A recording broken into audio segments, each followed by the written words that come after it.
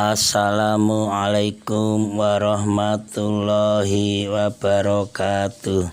Selamat berbahagia jamaah ngaji tafsir Al-Quran dengan referensi kitab tafsir Al-Ibris Mu'alif Mbah Kyai Haji Bisri Mustafa Rembang dengan sanad Mbah Kyai Haji Samsul Mu'in Khalid, pendiri dan pengasuh Pondok Pesantren Darul Amin, Jajak, Banyuwangi, Jawa Timur. Semoga berkah. Amin.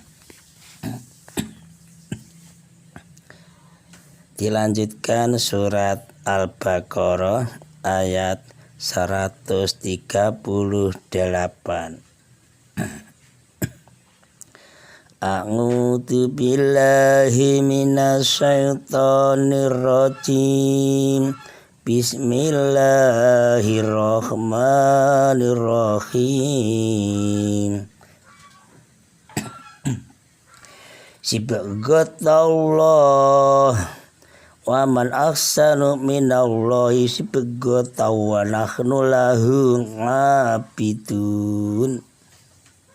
Sibghatullah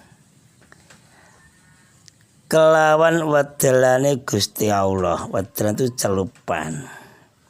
Waman utawi sapane wong iku aksanu luwih bagus minaulahi tinimbang saking Allah. Apane sebigotan wadelane celupane. Wananu ingsun kabeh lahum marang Allah iku abiduna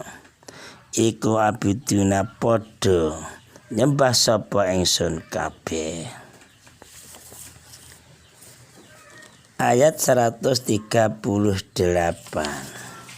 surat Al-Baqarah masih bertema dasar-dasar agama yang dibawa para nabi adalah sama. Iman yang sebenarnya ialah iman yang tidak dicampuri oleh unsur-unsur syirik. Saya ulang, iman yang sebenarnya, ini langsung kita merasapi di hati kita masing-masing, ialah iman keyakinan yang tidak dicampuri oleh unsur-unsur syirik. Walaupun kecil pun tidak boleh. Menurut Ibnu Jarir berkata, bercerita, sesungguhnya orang-orang Nasrani bila anak mereka dilahirkan, maka orang Nasrani itu datang kepada pendeta pada hari yang ketujuh. Nah, mereka orang Nasrani itu memandikannya anaknya tadi dengan air. Yang disebut air tadi adalah Al-Ma'mudi.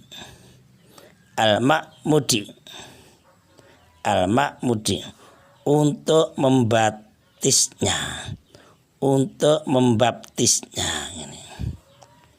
Nah, mereka mengatakan begini, ini adalah kesucian pengganti khitan. Ini adalah kesucian pengganti khitan.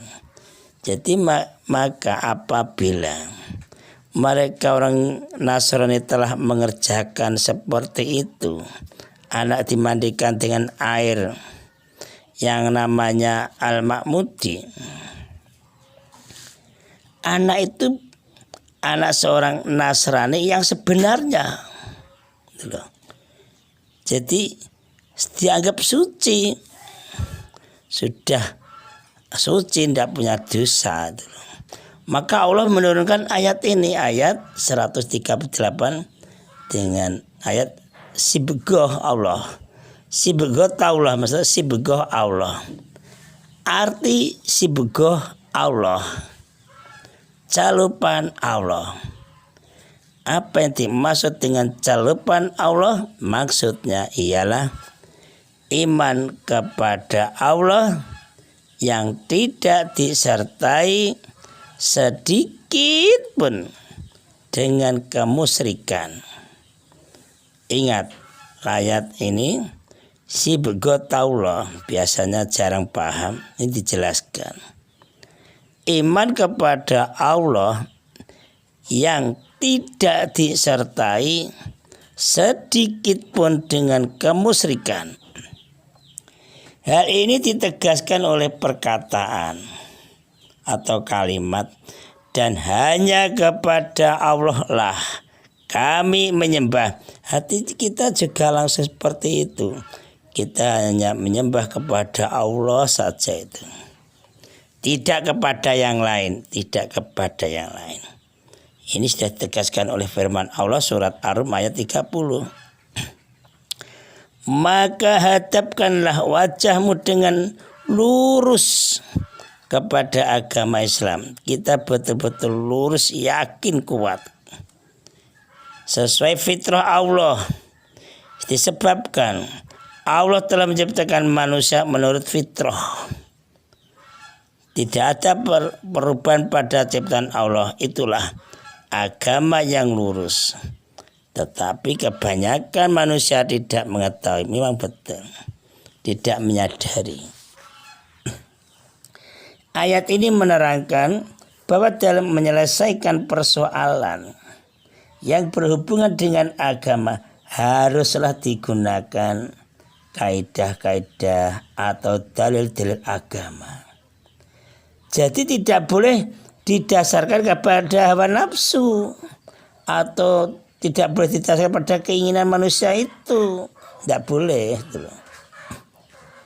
Dari ayat di atas dapat kita pahami bahwa manusia tidak dapat menghapus atau membersihkan dosa manusia yang lain. Saya ulang, manusia tidak dapat menghapus atau membersihkan dosa manusia yang lain atau menerima tobatnya seperti yang dilakukan orang-orang Nasrani dengan membaptis anak-anak mereka umur 7 hari disucikan dengan air sucian, yaitu yang namanya air tadi adalah al-ma'mudi.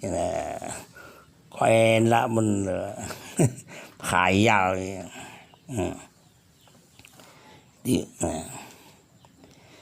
Sebab apa? Yang membersihkan dan yang menghapus dosa seseorang ialah usaha orang itu sendiri. Itu saja cara bertobatnya mengikuti petunjuk Allah, sesuai dengan petunjuk Allah. Dan yakin hanya Allah saja yang menerima tobat seseorang, tobat kita. Jadi kita hidup itu tidak main-main, selalu berhati-hati. Kesimpulan 1. Agama Nabi Ibrahim adalah agama yang mengakui keesaan Allah Maha Satu, yang mengakui kekuasaan Allah, Allah Maha Satu. Jadi agama Nabi Ibrahim itu bukan agama yang mempersekutukan Allah, bukan. Dan bukan agama yang telah dimasuki unsur-unsur kesyirikan, ya bukan. Jadi agama Nabi Ibrahim itu bukan agama yang di situ sudah dirubah campur tangan manusia, ya bukan. Jadi kita harus yakin agama Nabi Ibrahim adalah agama Allah.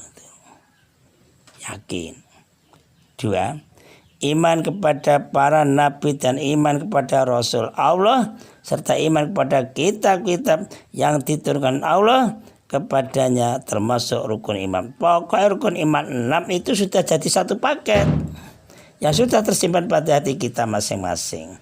Iman kepada Allah, iman kepada malaikatnya Allah, iman kepada kitabnya Allah, iman kepada Rasulnya Allah, iman kepada hari kiamat, iman kepada qada. Itu sudah tertanam. 3. Allah menjanjikan perlindungan dan menjanjikan kemenangan di dunia dan akhirat kepada orang-orang yang beriman dengan sebenarnya. Kita harus yakin itu menang. Menang tidak berarti bisa menjauh dari larangan Allah. Berarti keberhasilan itu kemenangan. dakwah terus. 4. Orang yang beriman dengan sebenarnya adalah seperti sesuatu yang telah dicelup. Ini sebut ketolah itu artinya ini. Jadi iman yang benarnya itu seperti sesuatu yang telah dicelup sehingga bersih dari segala noda dosa itu. Ya, siapa yang dapat mencelup seperti itu? Hanyalah agama Allah, agama Islam. Ya, kita ini sadar agama Islam adalah agama yang bisa mencelup kita. Kita menyelupkan kepada agama Islam biar bisa bersih dan suci, bisa bersih dari noda-noda dan dosa.